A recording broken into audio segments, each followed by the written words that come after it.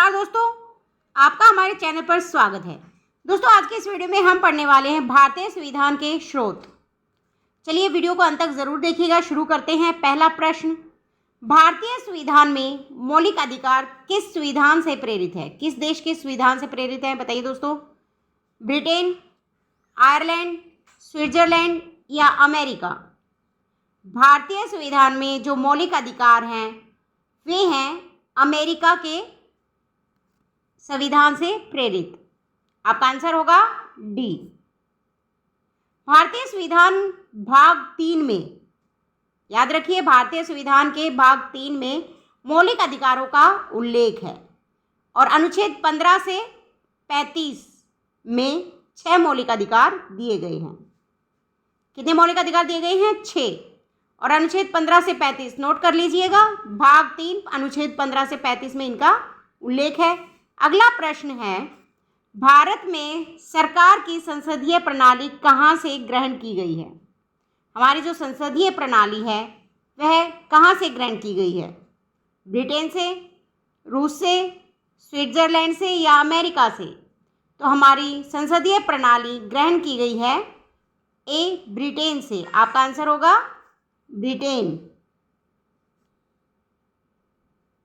अगला क्वेश्चन है, भारतीय संविधान की संशोधन प्रक्रिया किस देश के संविधान से लिया गया है? भारतीय संविधान में जो संशोधन प्रक्रिया है वो किस देश के संविधान से ली गई है? इटली, ऑस्ट्रेलिया, दक्षिण अफ्रीका या कनाडा?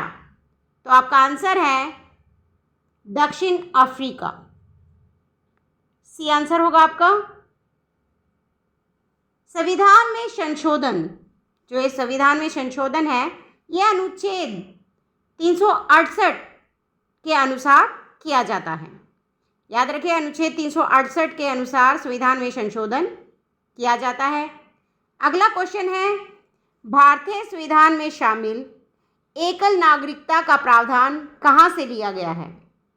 स्विट्जरलैंड से, जर्मनी से, ब्रिटेन से या आयरलैंड से? तो एकल नागरिकता का जो प्रावधान है वो लिया गया है ब्रिटेन से। तो आपका आंसर होगा सी, ब्रिटेन। और जो नागरिकता का उल्लेख है वो है भाग 2 में। भारतीय संविधान के भाग 2 में नागरिकता का उल्लेख है। भारतीय संविधान का सबसे बड़ा एकाकी स्रोत क्या है? भारत शासन अधिनियम 1919, ब्रिटिश संविधान, भारत शासन अधिनियम 1935, यूएसए का बिल ऑफ राइट्स? तो इसमें आपका आंसर होगा सी, भारत शासन अधिनियम 1935। अगला क्वेश्चन है, निम्नलिखित में से वह संवैधानिक दस्तावेज कौन सा है जिसका भारतीय संविधान तैयार करने में गहरा प्रभाव पड़ा है? बताइए, वह संवैधानिक दस्तावेज कौन सा है जिसका प्रभाव भारतीय संविधान तैयार करने पर गहरा पड़ा है? यूएसए का घोषणा पत्र, ब्रिटिश संविधान, भारत शासन अधिनियम 1935 या अमेरिका का संविधान? तो इसमें आपका आंसर होगा सी, भारत शासन अधिनियम 1935। अगला क्वेश्चन है, भारत के संविधान निर्माताओं ने न्यायिक पुनर्अवलोकन के विचार को कहाँ से ग्रहण किया है? बताइए, न्यायिक पुनर्अवलोकन के विचार को कहाँ से ग्रहण किया गया है? फ्रांस से, अमेरिका से, स्विट्जरलैंड से या ब्रिटेन से? तो आपका आंसर होगा बी, अमेरिका से।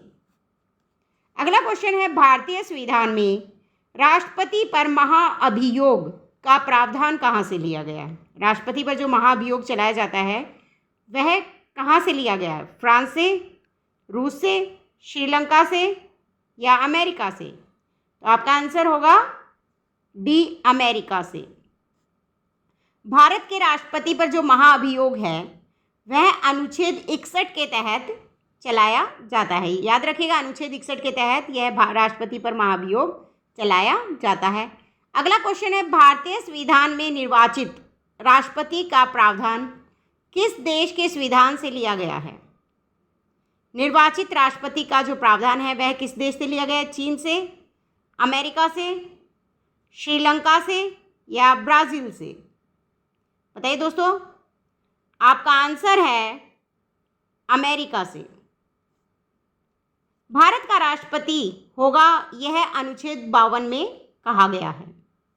अगला क्वेश्चन है, भारतीय संविधान में समवर्ती सूची की अवधारणा किस देश से ली गई है? समवर्ती की सूची की जो अवधारणा है वह कहाँ से ली गई है भारतीय संविधान में?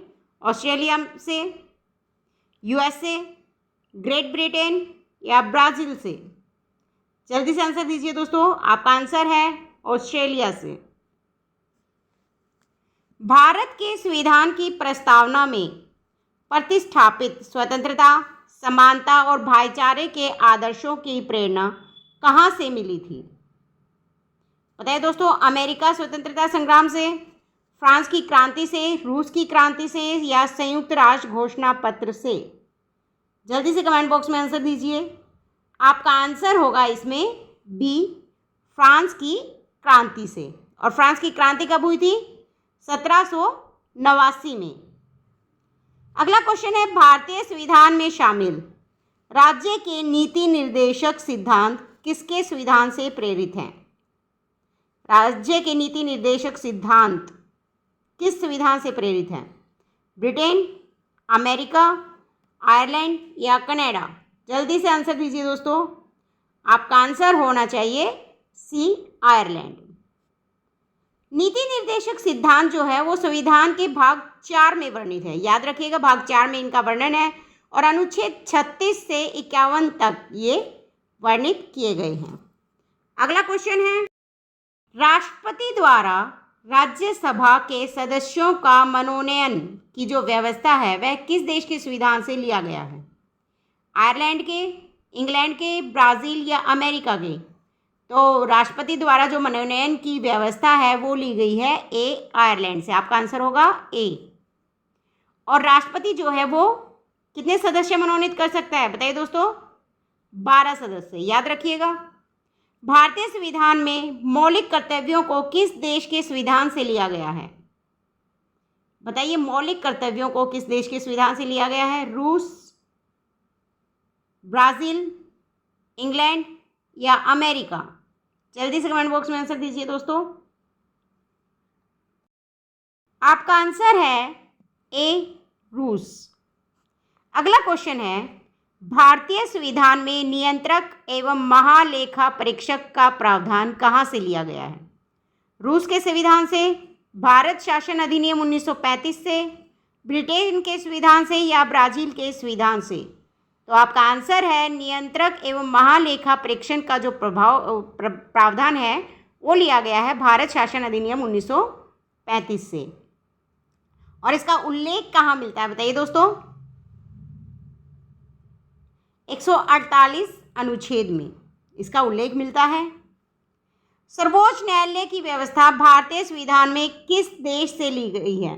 बताइए दोस्तों। सर्वोच्च न्यायालय की व्यवस्था ब्राज़ील से, अमेरिका से, रूस से या जापान से? तो आपका आंसर होगा बी, अमेरिका से ली गई है।